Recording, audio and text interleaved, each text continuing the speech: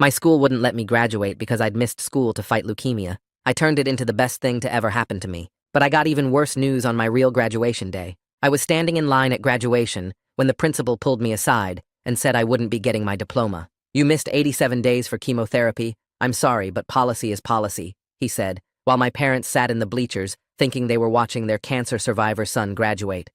I had a 4.0 GPA and spent every chemo session doing homework, but he said none of that mattered because I hadn't logged enough hours in the building. I'd have to repeat senior year just to make up attendance days I'd missed getting poison pumped into my veins. I spent the summer watching my friends leave for college while I prepared to sit in the same classrooms with kids a year younger than me. My oncologist wrote a letter to the school board explaining that missing school for cancer treatment shouldn't count as truancy, but they voted 7-0 to uphold the decision. The superintendent said making exceptions would set a dangerous precedent, even for dying children. My mom cried every morning dropping me off at the building where everyone knew I was the kid who beat cancer, but couldn't beat the attendance policy. Teachers looked at me with pity while I sat through lessons I'd already mastered. The worst part was seeing my empty chair at college orientation photos my friends posted. Then Elizabeth transferred in from another state and sat next to me in creative writing without knowing anything about my situation. She just saw me writing in my notebook during lunch instead of eating and asked if she could read it. I'd been documenting everything from the diagnosis to the chemo to the school treating me like a criminal for surviving. "This is insane," she said, reading about how they made me repeat senior year for staying alive. "You need to turn this into a book because people need to know this happens." She started eating lunch with me every day and helped me organize my notes into chapters about radiation burns and attendance sheets. We spent afternoons in the library with her typing while I talked about throwing up between classes and still maintaining perfect grades that meant nothing. She never treated me like a victim, and that's why I started falling for her while she turned my pain into paragraphs. Elizabeth's dad worked in publishing, and she sent him my manuscript without telling me. 3 weeks later, he called, saying he wanted to publish it and thought it could help change policies nationwide. The book came out in February, and suddenly reporters were calling the school, asking why they punished a cancer patient for getting treatment. The principal held an emergency assembly telling students not to talk to media about internal school matters, but someone leaked the video of him announcing my failure to graduate. My story went viral, and other kids started sharing how the school failed them during medical crises. Parents flooded board meetings with printed chapters from my book, demanding explanations. The superintendent went on local news claiming I was exaggerating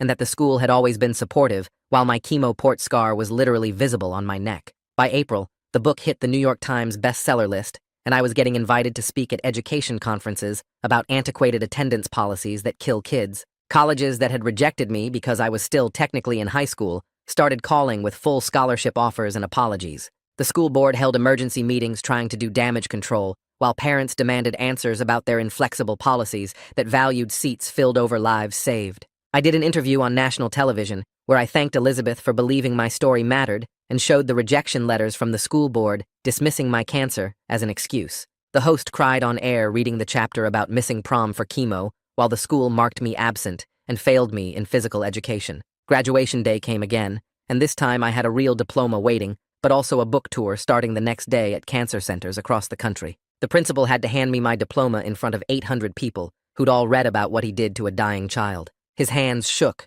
as he was forced to smile for the photo, while knowing everyone saw him as the villain in a best-selling book about educational cruelty. Elizabeth was valedictorian and used her entire speech to talk about how institutions fail vulnerable students and mentioned me by name 5 times. The crowd gave me a standing ovation when I walked across the stage, while the school board members sat frozen in their seats. After the ceremony, I was taking pictures with Elizabeth and my parents when the headache hit me so hard I dropped to my knees. The same headache I'd been hiding for weeks because I couldn't miss any more school. Elizabeth caught me as I fell, and I saw the terror in her eyes because she'd read every word about my symptoms in the book. "It's back, isn't it?" she whispered as my vision started going black and I tasted metal in my mouth. My mom was screaming for someone to call an ambulance while my dad held my head. The principal walked by and actually smiled when he saw me on the ground bleeding from my nose. "Guess you won't make that book tour after all," he said loud enough for everyone to hear. Someone in the crowd shouted that they were recording everything while the sirens got closer, and my blood kept dripping onto the blue graduation gown that took me 2 years to earn. Elizabeth pressed her hand against my forehead and told me to keep my eyes open, while my mom pushed through the crowd of parents and students who were all staring at me on the ground. The EMTs arrived in 4 minutes and immediately started checking my pulse and blood pressure while asking Elizabeth what happened, since she was the calmest person near me. She told them about my cancer history and the headaches I'd been hiding for 3 weeks, because I couldn't miss any more school days, and I saw the older EMT's face change when she mentioned the word leukemia. They got me onto the stretcher while my dad grabbed my diploma from where it had fallen, and my mom kept saying everything would be fine, even though her voice was shaking. The principal stood 20 feet away, watching with his arms crossed, like he was waiting for us to clear out, so graduation could continue. Elizabeth climbed into the ambulance with me, and when the EMT said only family could ride along, she just said she was family and sat down next to me. The younger EMT started an IV, while the older one asked about my medications and treatment dates, and Elizabeth rattled off every single drug name and dosage from memory because she'd been helping me organize my medical records for the book. She mentioned the ceterabine and the daunorubicin and the dates of my last scans and how I'd been getting headaches that made me throw up, but kept going to the school anyway. My parents followed in their car while the ambulance rushed through red lights with the siren blaring, and Elizabeth holding my hand so tight I could feel her pulse racing. The ER was ready for us when we arrived, and they moved me straight to a trauma bay, where a doctor who looked younger than my dad started ordering tests. He wanted a CT scan first, and then an MRI, and blood work to check my counts, and the whole time Elizabeth stood next to my bed taking notes on her phone. While we waited for the scan results, she finally let herself get mad at me, telling me I was an idiot for hiding symptoms when I knew what they could mean. She was crying and squeezing my hand hard enough to hurt, while saying she couldn't believe I'd risk my life just to avoid missing school after everything they'd already put me through. The CT scan came back, showing something concerning, so they rushed me to MRI while my parents sat in the waiting room getting updates from Elizabeth by text. The MRI took 45 minutes, and I could hear the machine banging and clicking while I tried not to think about what it might find in my brain. Dr. Jonas Reed came to see me 2 hours later with the results, and he didn't waste time with small talk, just pulled up the images on his tablet and showed us the spots. There were 3 lesions in my brain that looked like what we'd all been afraid of, and he explained this meant the cancer had crossed into my central nervous system. He was younger than my last oncologist and talked faster, explaining that CNS involvement was serious, but they had new protocols that were showing good results. Jonas started me on high-dose steroids right away to reduce the swelling in my brain while we waited for more detailed pathology results. My parents asked him 20 questions about survival rates and treatment options, while Elizabeth typed everything into her phone so we wouldn't forget anything important. The steroids made me feel wired and sick at the same time, and I kept thinking about the principal's comment about missing the book tour, while nurses came in every hour to check my vitals. That night, my phone started buzzing nonstop with notifications, and Elizabeth showed me that someone had posted the video of the principal's comment online. Parents from the coalition who'd been fighting for policy changes were furious and sharing it everywhere, and someone had already started a petition calling for him to be fired. The video had 8,000 views by midnight, and people were tagging news stations and education reporters in the comments. I was too tired and scared to care about revenge right now, just wanted to know if the treatment would work this time. The next morning, Jonas's wife, Melissa, came to my room carrying a folder and introduced herself as someone who ran a foundation for young cancer patients. She'd heard about my story from her husband and read my book overnight, and she wanted to help coordinate my medical care and the advocacy work so I wouldn't have to choose between them. She had this calm way of talking that made everything seem manageable, even though I had cancer in my brain and the whole internet was watching my principal get destroyed. Elizabeth's dad called that afternoon to talk about the book tour, and he'd already figured out how to switch everything to virtual events I could do from the hospital or home. He'd contacted all the venues, and they were fine with me appearing by video, and he promised this wouldn't hurt book sales or the message we were trying to spread. 3 days into treatment, after I'd had time to process everything, the reporter who'd been covering my story since February called asking for a statement about the principal's comment. Elizabeth helped me write something short that said I was focused on my health and hoped the district would focus on fixing policies instead of protecting administrators who were cruel to sick kids. The school board announced an emergency meeting about the principal's behavior that would happen Thursday night, and parents were already organizing to pack the room. I watched the live stream from my hospital bed with an IV pumping steroids into my arm while hundreds of parents filled every seat and stood along the walls. The board members looked scared as parent after parent stood up to talk about the video and demand accountability for how the principal had treated a student with cancer. After 2 hours of public comment, they announced they were placing him on administrative leave while they investigated his behavior at graduation and his handling of my case. A week later, I was sitting in my hospital bed picking at the bland chicken and rice they called lunch when this guy my age walked into my room wearing jeans and a college hoodie instead of a hospital gown. He introduced himself as Marcel Reed and said his parents were Jonas and Melissa, then pulled up a chair next to my bed and started telling me about his brain tumor 2 years ago without any small talk or fake cheerfulness. He showed me pictures on his phone from when he was bald and skinny like me, then swiped to show him at freshman orientation last month, looking completely normal and healthy. He told me the steroids would make me gain weight fast, and my face would get puffy, but that went away after treatment, and the headaches would get worse before they got better, but they did get better. He stayed for 2 hours just answering every question I had about what was coming, never lying or sugarcoating, but also showing me proof that survival was possible. The next day, a woman from the state education department called my hospital room phone, saying they'd received multiple complaints about my case and wanted to open a formal investigation into the district's handling of students with medical conditions. Melissa came by that afternoon with a thick folder and sat with me for 3 hours going through every document I'd need to file a proper complaint, explaining how this could force changes not just in our district, but create precedent for the whole state. She helped me write down every single time the school had denied accommodations or marked me absent for treatment, every meeting where they'd dismissed my illness, every policy they'd used to punish me for being sick. We scanned copies of all my medical records and treatment schedules, my perfect grades that meant nothing to them, the rejection letters from the board, everything that proved they'd chosen rules over compassion. 3 days later, Elizabeth set up her laptop on my hospital tray table and helped me do my first virtual book tour appearance from my bed with my IV pole visible in the background. 300 people logged on to watch me read the chapter about throwing up between classes while maintaining straight A's, and the comments section filled with stories from other sick kids who'd been failed by their schools. My parents sat just outside the camera frame watching me turn our nightmare into something that might help others, my mom crying quietly while my dad held her hand. Elizabeth managed all the technical stuff, muting my microphone when I had to cough or needed water, adjusting the camera when nurses came in to check my vitals. 2 weeks after graduation, the treatment side effects hit me like a truck, and I spent entire days throwing up bile while my skin felt like it was burning from the inside. Elizabeth brought her laptop and college prep books to my room every day, sitting in the corner chair doing her work while I slept 18 hours at a time, never asking me to talk or pretend I was okay. She'd look up when I stirred to see if I needed water or the nurse, then go back to her work, just being there without demanding anything from me. The principal released a statement through his lawyer saying his comment at graduation was taken out of context, and he'd always been supportive of students facing medical challenges,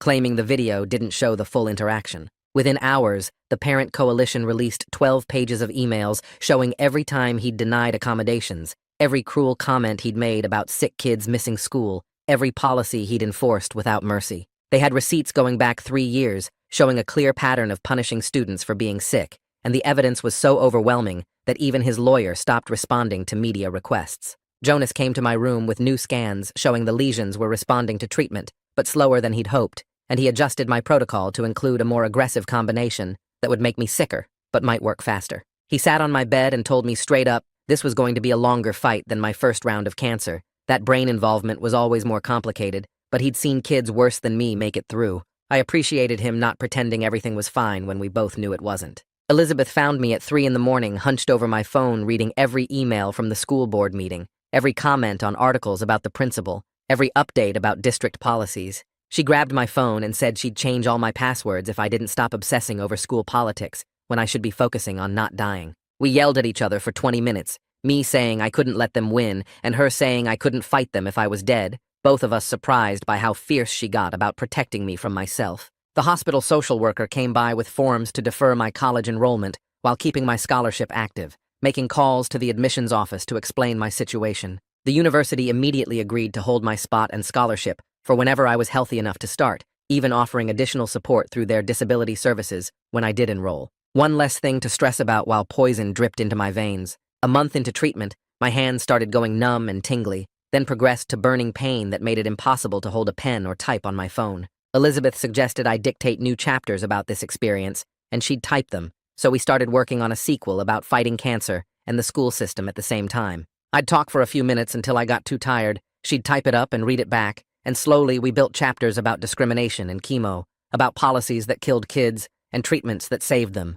Then, the superintendent announced his retirement at a hastily called press conference, claiming it had been planned for months, though everyone knew the book controversy and federal investigation had forced him out. His replacement was a woman whose own daughter had a chronic illness and had fought similar battles with her previous district, which felt like proof that our suffering might actually lead to real change. The parent coalition celebrated quietly, knowing one victory didn't mean the war was over, but grateful that someone who understood medical struggles would be making decisions. Marcel showed up at my hospital room 2 days later with his laptop and a smile that didn't look forced. Jonas had told him about me, and he wanted to help connect me with other young cancer patients who were fighting similar battles. He opened his laptop and showed me a private Discord server where about 30 kids our age shared everything from chemo schedules to advocacy wins. I watched him type my introduction while explaining how the group met twice a week on video calls. The first meeting I joined from my hospital bed had kids from 12 states all dealing with cancer while trying to graduate or start college. One girl was fighting her school district in Texas over the same attendance issues I'd faced. A guy from Oregon was testifying before his state legislature about insurance coverage for experimental treatments.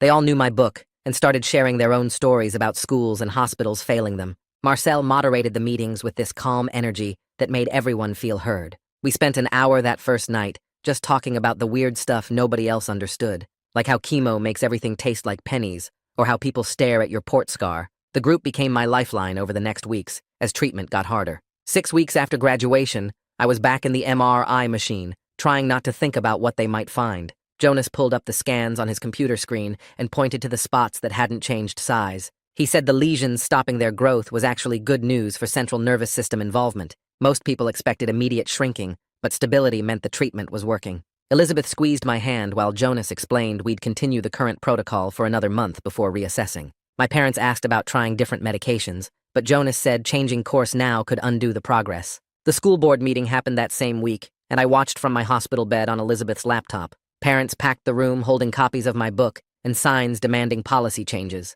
The new superintendent presented a complete revision of the attendance policy that would create automatic exemptions for medical treatment. They voted 7-0 to approve it, and even named the new policy after me. Watching them vote for something that would have saved me a year of my life felt surreal. Elizabeth was holding my hand when the acceptance letter from the local state college arrived. She'd applied to 5 schools, including 2 Ivy League ones that wanted her based on her perfect grades and valedictorian status. But she chose the school 20 minutes from the hospital where I was getting treatment. She claimed their education program was exactly what she wanted, but I knew she was lying. The other schools had offered full rides and better programs, but she wanted to stay close. I didn't know how to process someone giving up their dreams for me. Elizabeth's dad called the next morning about the book getting picked up for translation. Publishers in Germany, Japan, and Spain wanted to bring the story to their countries where similar fights were happening. The contracts meant more money than I'd ever imagined, and Elizabeth's dad suggested using it to help other families. We'd already gotten letters from parents whose kids were facing the same attendance battles. Within a week, we'd set up a fund that had already helped 3 families pay for lawyers. 2 months into treatment, I woke up one morning and actually felt hungry for the first time in weeks. I ate a whole bowl of cereal without throwing up and stayed awake through an entire movie. Elizabeth suggested we try walking to the hospital garden since the weather was nice. We made it all the way around the path twice before I needed to rest. The sunshine on my face felt like a miracle after being inside for so long. Other patients smiled at us as we passed, and one older man said seeing young people fighting gave him hope. That afternoon, the news broke that the principal was resigning effective immediately. His lawyer released a statement about wanting to spend more time with family, but everyone knew the truth. The school board had given him the choice to resign or be fired after the investigation found multiple violations. Parents had been calling for his removal since graduation day when he made that comment about me missing the book tour. Part of me felt vindicated, but mostly I just felt empty about it. He'd caused so much pain to so many kids, and now he'd just disappear without real consequences. A state legislator reached out through Melissa about introducing a bill requiring all public schools to provide medical accommodations. She wanted me to testify virtually when I felt strong enough about how the current system failed sick kids. Melissa helped me write testimony that balanced my personal story with hard data about dropout rates for chronically ill students. We practiced over video calls with me reading from my bed while Melissa gave feedback. The bill had 17 co-sponsors before we even announced it publicly. My hair started falling out again 3 weeks later, and this time it hit differently. The first time I had hope it would grow back normally, but now I knew what was coming. Clumps came out in the shower and I found strands all over my pillow each morning. Elizabeth noticed me wearing a hat indoors and asked if it was happening again. I nodded, and she left without saying anything. She came back an hour later with her head completely shaved and a nervous smile. She'd gone to a barber shop and told them to take it all off in solidarity. I cried for the first time since the diagnosis when I saw what she'd done for me. 3 months after graduation, Jonas sat us all down for a serious conversation about next steps. The current treatment was holding the cancer stable, but not shrinking it enough. He recommended adding immunotherapy to the protocol, which could boost my immune system to fight the cancer cells. The side effects would be brutal with possible organ inflammation and severe fatigue, but the success rates for central nervous system involvement were significantly better with the combination therapy. My parents wanted time to think, but I told Jonas to start the new protocol immediately. The first dose of the new drugs hit me like a truck that same afternoon. My whole body started shaking and the nurses had to hold me down while Jonas checked my vitals every 5 minutes. Elizabeth set up her laptop in the corner and started typing up notes about everything happening for the virtual book tour we'd planned for next week. I managed to do the first virtual event from my hospital bed 3 days later, with 400 families watching online. A mom from Texas showed her daughter's rejection letter from their school board after missing 60 days for kidney disease. Another family sent photos of their son studying in the chemo ward, while his school marked him truant. Each story that came in made me more determined to keep fighting both the cancer and the system. Elizabeth started posting updates on social media without asking me first. She wrote about watching me throw up 6 times in one night and still trying to edit book chapters between episodes. Her post about being 18 and spending Friday nights in the hospital waiting rooms instead of at parties got shared 20,000 times in 2 days. People started sending messages about their own families dealing with illness and how it affected everyone, not just the patient. The comments section became a support group for teenage caregivers who understood what she was going through. 2 weeks into the new treatment, my body completely rebelled. My temperature spiked to 104, and my liver numbers went crazy high. Jonas moved me to the ICU when I started having trouble breathing. My mom slept in the chair next to my bed while my dad took the night shifts. Elizabeth basically lived in the family waiting room, only going home to shower and grab clean clothes. The ICU nurses let her sneak in during quiet hours to read me updates from the book tour venues we were missing. After 5 days of touch and go, my body finally started responding the right way. The fever broke, and my liver numbers slowly came down. Jonas showed us the new scans 3 weeks later and pointed to areas where the lesions had shrunk by almost half. He warned us not to get too excited since we needed several more rounds to know if it would last, but seeing those smaller spots on the screen made my mom cry happy tears for the first time in months. Elizabeth filmed it on her phone for the social media campaign. 4 months after graduation, we watched the state legislature vote on the medical accommodation bill from my hospital room. Elizabeth had her laptop streaming while my parents sat on one side of the bed and the Reed family stood on the other. The vote was unanimous, all 40 senators raising their hands to protect sick kids from what happened to me. Melissa started crying, and Jonas actually smiled, which I'd never seen him do before. It was the first law in the country specifically protecting students' education rights during medical treatment. Marcel came by the next day with a stack of legal documents. He wanted to start a foundation using my book money to help families fight their schools. We'd use the profits from the bestseller to pay for lawyers when schools refused to accommodate sick kids. Within a week of announcing it online, we got over $300,000 in donations from readers who wanted to help. The principal who'd been so cruel had accidentally funded a whole movement for justice. My brain started working better after the 4th treatment cycle. I could focus for more than 10 minutes without getting confused. Elizabeth brought her laptop every afternoon, and we started writing the sequel together. She'd type while I talked about how one kid's suffering turned into laws that protected thousands. We documented everything from the graduation collapse to the bill passing, showing how change happens when people refuse to accept cruelty as policy. The new superintendent visited us at the hospital to apologize personally. She'd replaced the guy who retired after my book came out. She promised to make our district a model for medical accommodations and started requiring all administrators to take compassion training. She brought a folder showing the new policies they'd implemented, including automatic exemptions for any student with documented medical needs. Real change was finally happening at the school that had failed me so badly. 5 months after that awful graduation day, Jonas walked into my room with the biggest smile I'd ever seen on his face.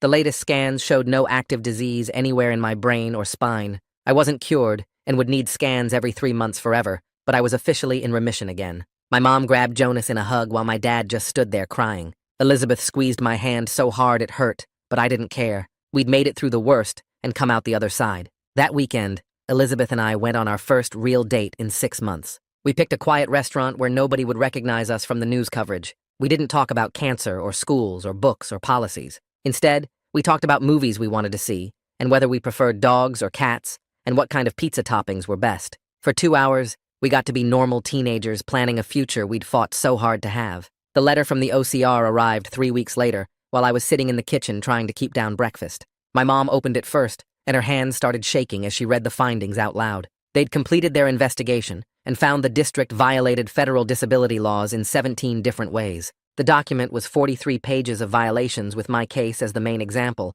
but also listing dozens of other kids they'd failed. They mandated comprehensive reforms, including new training for all administrators and regular audits for the next 5 years. The best part was that other families could use this finding as precedent in their own fights. My dad immediately forwarded it to every parent in our coalition, and within hours, it was all over social media. 2 months later, I did my first in-person appearance at a local bookstore since getting sick again. I was still weak and needed Elizabeth to drive me there, but I was determined to show up. The crowd packed the small store with families we'd helped standing in the back and board members who'd voted for the new policies sitting in front. Even 3 of the school board members who originally voted against me showed up and sat quietly in the corner. I read from the new chapters about fighting cancer while fighting the system and had to stop twice when people started crying. A mom whose daughter had lupus thanked me for giving them the courage to fight their district. 6 months after that terrible graduation day, I was finally stable enough to start planning for college. The university called to confirm my scholarship was still available and offered additional support through their Disability Services office. They assigned me a coordinator who would help manage any medical accommodations I needed. Elizabeth had gotten into a school just 20 minutes away, which meant we could see each other on weekends. We spent an afternoon looking at dorm rooms online and picking out sheets that wouldn't remind me of hospital beds. The news about the principal came while I was at a follow-up appointment with Jonas. My phone started blowing up with texts from parents in our coalition. He'd been charged with violation of civil rights based on the pattern of discrimination the investigation uncovered. It wasn't just me, but 12 other students with medical conditions he'd denied accommodations over the years. His former supporters on the school board suddenly claimed they'd always had concerns about his methods. The local paper ran a front-page story with quotes from families he'd hurt. Melissa called that afternoon with an idea about using the book money to help other families.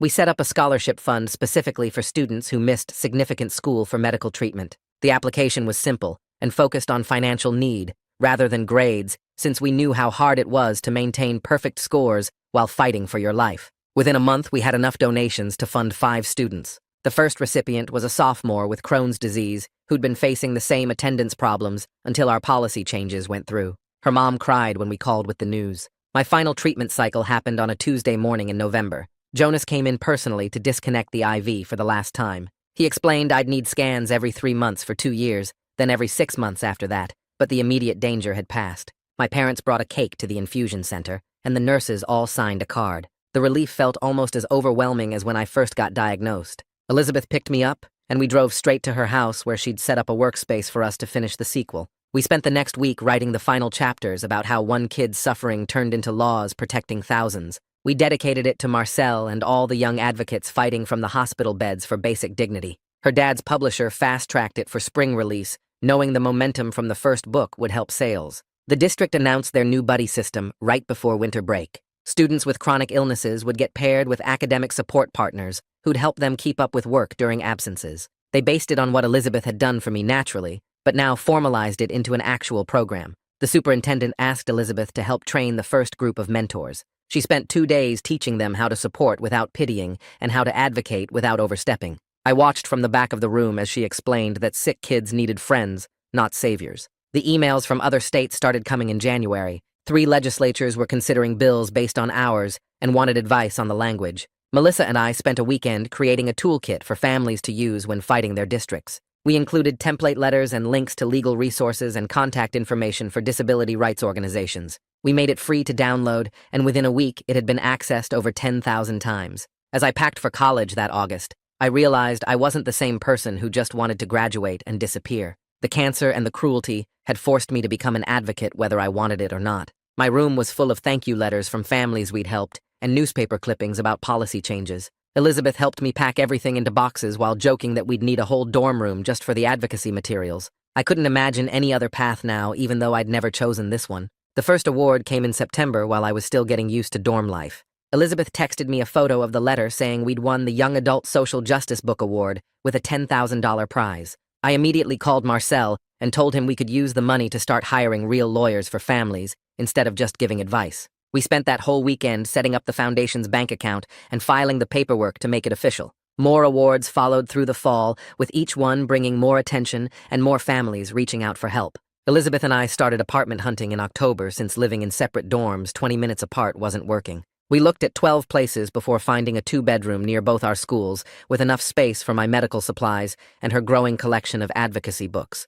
The landlord recognized me from a news interview and knocked $200 off the monthly rent, saying his nephew had cancer and understood what we were fighting for. My parents drove up to help us move in November, and my mom couldn't stop crying when she saw the medical organizer Elizabeth had already set up in the bathroom. The principal's trial dragged on through winter with delays and motions and legal stuff I didn't understand. Marcel kept me updated since his mom was tracking it closely for the foundation's work. The verdict finally came in February, with the judge stripping his teaching license permanently and ordering him to pay $75,000 in damages. I signed the check over to the foundation that same day, and Marcel hired our first full-time lawyer who specialized in education law. My appointment with Jonas in March started like all the others, with blood work and waiting. He came in holding the scan results with the biggest smile I'd ever seen on his face. The images showed completely clear results, with no signs of disease anywhere. He reminded me I'd need monitoring forever, but said my response to treatment was better than he'd hoped. Elizabeth was waiting in the parking lot and started crying when I gave her thumbs up through the window.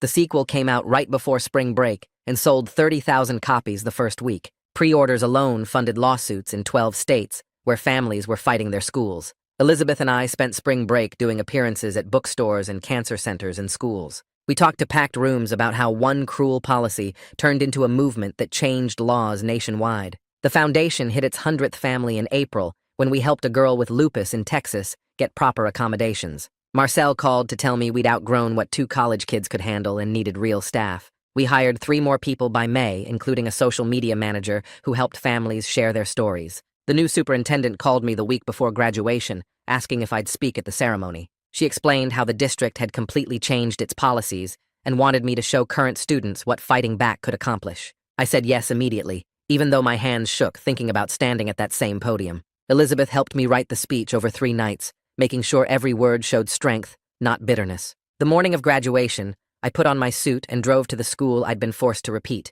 The parking lot was full, and I recognized reporters from the previous year's disaster. Elizabeth squeezed my hand as we walked through the same doors where I'd collapsed bleeding exactly 1 year ago. The new principal met us at the entrance and thanked me for coming back after everything. I sat on the stage looking out at 800 faces, including some board members who'd voted against me originally. When my turn came, I walked to the podium where I should have graduated the first time. I talked about cancer teaching me to fight and the school's cruelty teaching me to fight harder. I explained how their refusal to accommodate my illness created laws protecting thousands of sick kids nationwide. I thanked Elizabeth for believing my story mattered when everyone else saw me as a problem. I thanked my parents for never giving up even when the system tried to break us. I talked about Marcel and the foundation and the 100 families we'd helped so far. I explained that sometimes the worst things that happen to us become the catalyst for the changes the world needs. I said their cruelty accidentally created a movement that would outlive all of us. The standing ovation started before I finished and lasted 5 full minutes. Walking off that stage felt different from the year before when I'd collapsed in pain. This time I walked toward Elizabeth, who was crying and smiling and holding the second book with both our names on the cover. This time I walked toward my parents, who looked proud instead of terrified. This time I walked toward a future we'd fought for and won. That's it for now. I'm glad you joined me. It really means a lot. Subscribe and we'll keep making more happy memories together.